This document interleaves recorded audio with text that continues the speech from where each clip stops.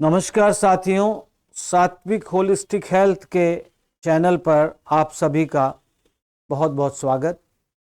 और आज गीता जयंती के इस अति पावन अवसर पर मैं आपके सामने कुछ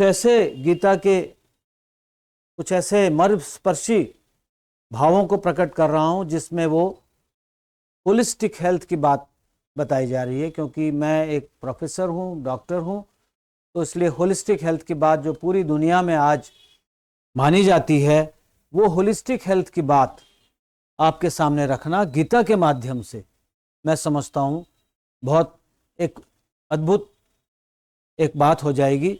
तो मैं वो आपके सामने रखता हूँ, अलग अलग श्लोकों के माध्यम से होलिस्टिक हेल्थ कैसे गीता में बताई गई है। आपको मालूम होगा, मैं शुरू करने से पहले बताऊं, गीता एक सर्वमान्य ग्रंथ है। किसी भी धर्म का, किसी भी संप्रदाय का कोई भी व्यक्ति गीता पढ़ सकता है, क्योंकि उसमें किसी धर्म विशेष की बात नहीं है, वह मानव धर्म की बात कहती है। तो कोई भी व्यक्ति पढ़ सकता है।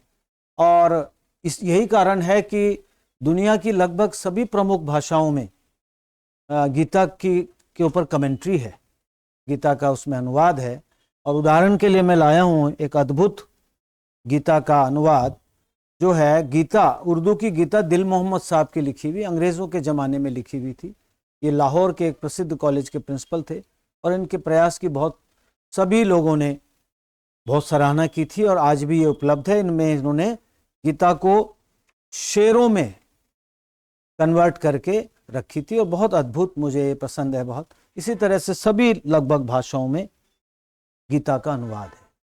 और आज क्योंकि 5161वीं जयंती है, आप ध्यान दीजिए, यही एक मात्र ग्रंथ है मेरे अनुमान में, मेरे नॉलेज में, जिसकी जयंती मनाई जाती है। और ये इस बार पड़ी है 11 दिसंबर 2024 को, और ये 5161वीं जयंती है। तो यह बड़ी अद्भुत बात है कि इस तरह से ये हजारों साल से चली आ रही है, मानव जाति को कल्याण कर रही है और सभी लोगों को लाभ पहुंचा रही है। तो इसके साथ ही मैं शुरू करता हूं ये presentation, Bhagwat Gita and holistic health.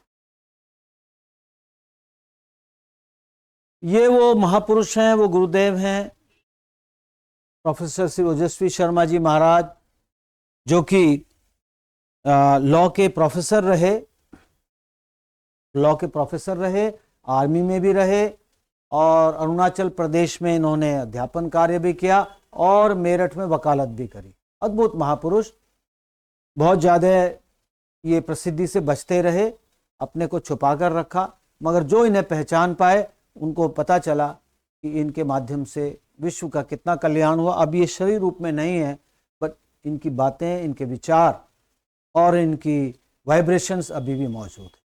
तो ये हमारे प्रेरणा स्रोत हैं इस कार्य में। अब देखिए, लाइफस्टाइल की बात बहुत हो रही है सारी दुनिया में। अब ये चर्चा हो रही है कि 80 to 90% बीमारियां लाइफस्टाइल से होती। अब सवाल ये है कि लाइफस्टाइल कौन सा? बहुत सारी बातें हो रही हैं, मगर गीता ने 5161 वर्ष पहले जब ये प्रकट हुई थी, अवतरित हुई थी, तब से ही कह दिया था कि 3 प्रकार के आहार होते हैं। जैसे यज्ञ, तप और दान भी 3 प्रकार के हैं। शास्त्रीय कर्मों में गुणों को लेकर 3 प्रकार की रुचि होती है। अब देखिए क्या 3 प्रकार के आहार भगवान ने बताए। आयु, सत्वगुण, बल, आरोग्य, सुख और प्रसन्नता बढ़ाने वाले, स्थिर रहने वाले, हृदय को शक्ति देने वाले, रसयुक्त तथा चिकने ऐसे आहार अर्थात भोजन के पदार्थ सात्विक मनुष्य को प्रिय होते हैं, यानी कि ये सात्विक भोजन होते हैं। तो इसमें कौन से आ गए? अगर हम उस तरह से देखें, अगर हम अपने बुद्धि से करें, तो इसमें फल आ गए, सब्जियां आ गई, इसमें होल ग्रेन्स आ गए, इसमें ड्राई फ्रूट्स भी आ गए, और इसमें क्योंकि चिकने वर्ड प्रयुक्त किया है, तो जो अब नई थ्योरी मेडिसिन में आ गई है, नई हाइपोथेसिस, कि मॉडरेशन में नेचुरल फैट्स भी लेना चाहिए, चाहे वो देसी घी हो, चाहे कच्ची घानी का सरसों का तेल हो, मॉडरेशन में, बहुत ज़्यादा नहीं। वो भी मैं इसमें इशारा मेरी अपनी बुद्धि से मैं देख रहा हूँ। तो जितने ये और यही आहार हार्ट फ्रेंडली आहार है, यही कैंसर प्रिवेंशन के आहार हैं जो मैंने अभी गिनाए, फ्रूट्स, वेजिटेबल्स, होल ग्रेन्स। तो वही बात सात्विक आहार के रूप में आती है।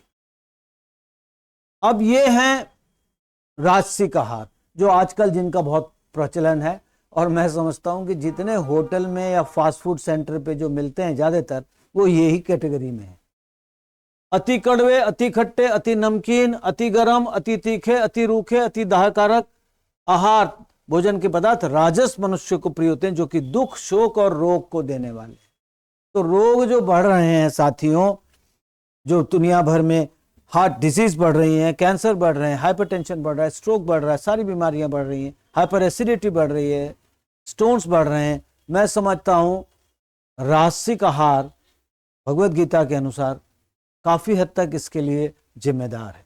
और भी नीचे का आहार, इससे भी नीचे जो गीता कहती है वो है तामसिक, सड़ा हुआ, रस रहित, दुर्गंध रहित, बासी और झूठा है, जो महान अपवित्र, मांस आदि भी है, वह तामस मनुष्य को प्रिय होता है।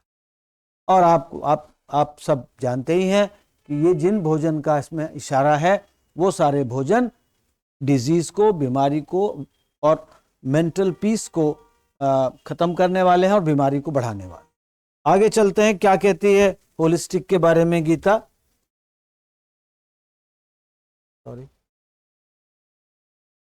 ये देखिए, लाइफस्टाइल मैनेजमेंट। अब एक्सेस को मेडिकल साइंस भी कहती है avoid excesses, excess of everything is bad. तो गीता पहले ही कह चुकी है यह योग ना तो अधिक खाने वाले का, ना बिल्कुल ना खाने वाले का, ना अधिक सोने वाले का, ना बिल्कुल ना सोने वाले का सिद्ध होता है। यानी कि ना तो बहुत ज्यादा खाना है, ना बहुत ज्यादा कम खाना है, ना बहुत ज्यादा सोना है, ना बहुत कम सोना है, ना बहुत ज्यादा एक्सरसाइज करनी है, ना बहुत कम करनी है। मॉडरेशन, गीता मॉडरेशन की बात करती है, और ये इस श्लोक के अर्थ में बिल्कुल स्पष्ट है।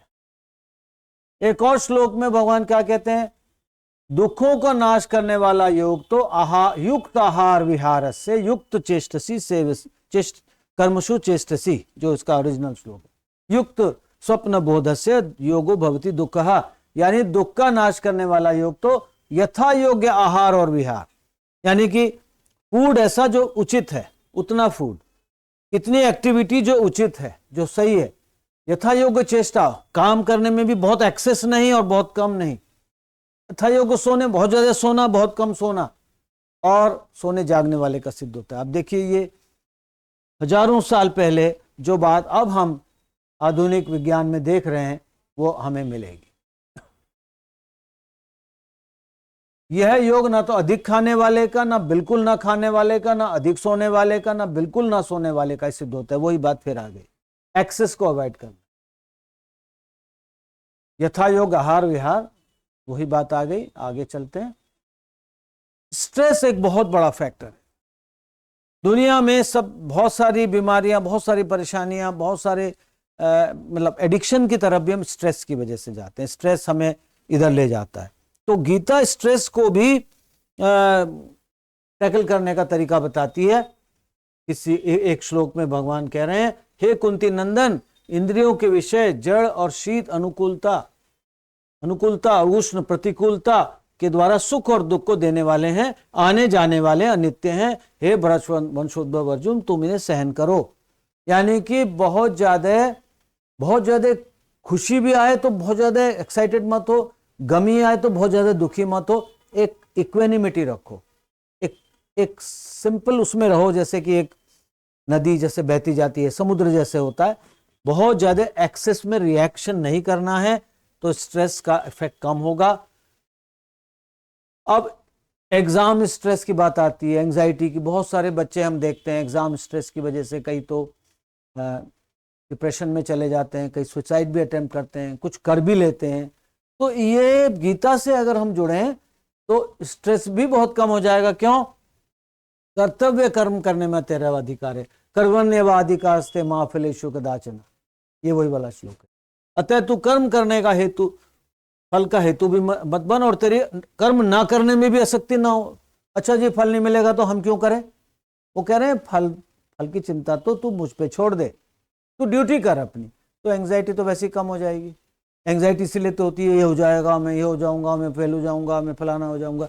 उसको गीता कहती है उसकी चिंता करने की। एंगर मैनेजमेंट, बहुत सारे अपराध, बहुत सारे क्राइम्स, बहुत सारे रिश्ते, बहुत सारे डिवोर्सेस, रिश्ते जो टूटते हैं जैसे डिवोर्सेस, वो एंगर की वजह से टूटते हैं। एंगर एक बहुत बड़ा इशू और बढ़ता जा रहा है। सड़क पे आप देखिए, जरा सी कार लग जाए किसी की तो वो आपस में मरने मारने को तैयार हो जाता है, रोड रेज जिसे कहते हैं। गीता ने बहुत सुंदरता से, मैं समझता हूं किसी साइकोलॉजिस्ट ने दुनिया के मेरी नॉलेज में इस तरह से नहीं समझा होगा या समझाया होगा। विषयों का चिंतन काले मनुष्य के उन विषयों में आसक्ति पैदा हो जाती है, आसक्ति से कामना पैदा हो जाती है, कामना में बाधा लगने पर क्रोध पैदा होता है, क्रोध पैदा होने पर सम्मोह यानी मूढ़ भाव हो जाता है, वो भूल जाता है सही गलत। सम्मोह से स्मृति भ्रष्ट हो जाती है कि क्या सही है क्या गलत। स्मृति भ्रष्ट होने पर बुद्धि का नाश हो जाता है, और बुद्धि का नाश होने पर मनुष्य का पतन हो जाता है। फिर वो काम कर देता है जो उसे नहीं करना चाहिए, पछताता रहता है। तो ये इस तरह से बताया। कोपिंग विद बेरीमेंट, ये बहुत बड़ा एक विषय है। बेरीमेंट मतलब किसी व्यक्ति के अगर घर में किसी नियर एंड डियर की मृत्यु हो जाती है, होती ही है, मृत्यु तो एक शाश्वत सत्य है, तो उसमें कैसे, गीता से कैसे हम उससे उभरें, उस गमी से, उस दुख से, वो भी गीता ने बताया। कहते हैं ये शरीर ही ना कभी जन्मता है ना मरता है, यह उसका उत्पन्न होकर फिर होने वाला नहीं है, और जन्म रहित नित्य निरंतर रहने वाला है, शाश्वत और अनादि है, शरीर के मारे जाने पर भी यह नहीं मारा जाता। यानी ये इटर्नल है, न मरता है तथा उत्पन्न होकर भी फिर होने वाला नहीं। ये शरीरी यानी कि जो owner of the body, the owner of this physical body, शरीरी, वो अनादि है, शाश्वत है। तो उसके लिए भगवान कह रहे हैं वो तो इटर्नल है भाई। दुखों की प्राप्त, इमोशनल इंटेलिजेंस, सबसे बड़ी बात आजकल कही जा रही है, इमोशनल इंटेलिजेंस। आईक्यू भी है, बहुत इंटेलिजेंट भी हैं, बहुत जीनियस भी हैं, बट थोड़ी सी बात से ही एकदम डिप्रेशन में चले जाते हैं, थोड़ी सी बात पे ही रिएक्शन दे देते हैं, थोड़ी सी बात पे ही उठा के हैवी ड्रिंक्स लेना शुरू कर देते हैं। Emotional intelligence, ability to cope with the emotions, Gita उसमें भी हमें हेल्प करती है, प्रकाश डालती है।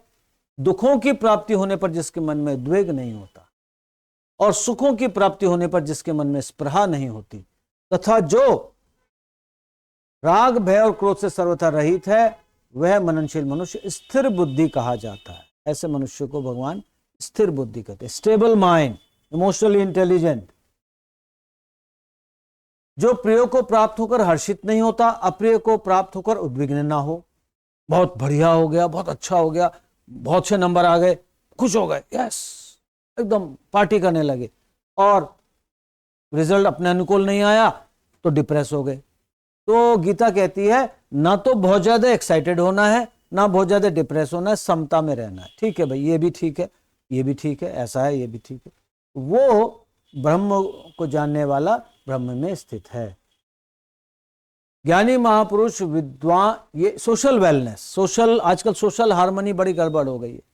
आजकल भेदभाव किसी भी कारण से बहुत ज़्यादा है, जातियों में, इसमें हम ये हैं तुम वो, बहुत ज़्यादा। मैं देख रहा हूँ कि एक बहुत अच्छा वातावरण नहीं है सोसाइटी में, बहुत डिविजन्स हैं, उसके कुछ भी कारण हो, पॉलिटिकल कारण है, जो भी। बट गीता क्या कहती है? ज्ञानी महापुरुष विद्या विनय तो ब्राह्मण में, चांडाल में तथा गाय, हाथी एवं कुत्ते में भी समरूप परमात्मा को देखने वाले होते हैं। वो सब में परमात्मा को देखते हैं, मगर समदर्शी ने कहा है, समवर्ती ने नहीं कहा। यानी व्यवहार तो वही करेगा। अगर कुत्ता आ गया एक बिल्कुल बीमार सा, तो उसको बाहर निकालेगा, और कोई टीचर आएगा, प्रोफेसर आएगा, कोई उसको बैठाएगा। व्यवहार तो वैसे ही करना है जैसा कि उसका स्टेटस है, मगर दर्शन अंदर से क्या है? इस कुत्ते में भी वही भगवान है, इस प्रोफेसर में भी वही है, इस व्यापारी में भी वही। अंदर की दृष्टि है, व्यवहार जैसा कि उचित है। सुहृदय, मित्र, वैरी, उदासीन, मध्यस्थ, द्वेष्य संबंधियों में तथा साधु आचरण करने वालों में भी और पाप आचरण करने वालों में भी समबुद्धि वाला मनुष्य श्रेष्ठ है। यानी वो इन सब में भी उसका जो व्यवहार है वो समबुद्धि है। उसको पता है कि हाँ, ये कुछ कोई कर रहा है, कोई मेरे खिलाफ कर रहा है, कोई मेरा मित्र है, कोई वैरी है, मगर अंदर से उसको पता है कि ये सब ईश्वर का ही रूप है, इसलिए वो स्पिरिचुअल वेलनेस। अब आखिर के कुछ स्लाइड्स कुछ हैं।